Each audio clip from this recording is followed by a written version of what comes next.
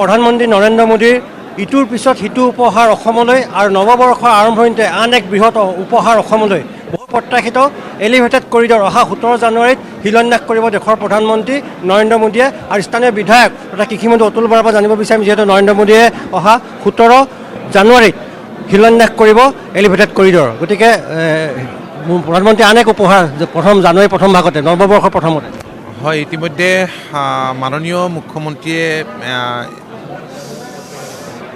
অৱগত কৰিছে যে দেশৰ মাননীয় প্ৰধানমন্ত্ৰীয়ে জানুৱাৰী মাহতেই এলিভেটেড কৰিডৰৰ শিলান্যাস কৰিব। এইটো আমাৰ কাৰণে অত্যন্ত আনন্দৰ আৰু গৌৰৱৰ কথা।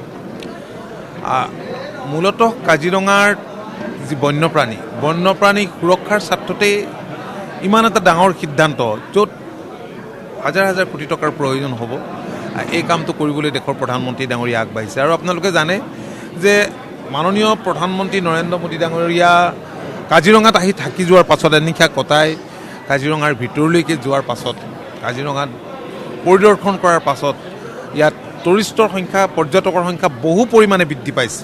দেখি বিদেশী পৰ্যটকৰ সংখ্যা প্ৰত্যেক বছৰে এতিয়া বাঢ়ি আছে। গতিকে এইটো হৈ গ'লে স্বাভাৱিকতে এটা ডাঙৰ কাম কৰা হ'ব। আমি প্ৰধানমন্ত্ৰী ডাঙৰীয়াক ধন্যবাদ জনাইছোঁ। শেহতীয়াকৈ এনিশা থাকি তেখেতে অসমবাসীক যিখিনি উপহাৰ দি গ'ল তাৰ বাবে।